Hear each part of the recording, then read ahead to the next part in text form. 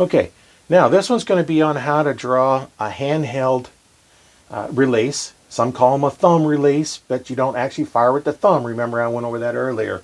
So on this one here, this one I actually hang off of the string, which is the way I use it when I'm hunting, so I can find it without looking at it. But you're going to put your hand all the way in here, and now there's no place to put your thumb behind it, so you just got to remember to keep that thumb off of this trigger, because if you pull that, it will fire.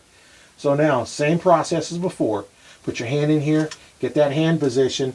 Now, when I draw, I like to put my thumb beside it because that's not even near to the trigger.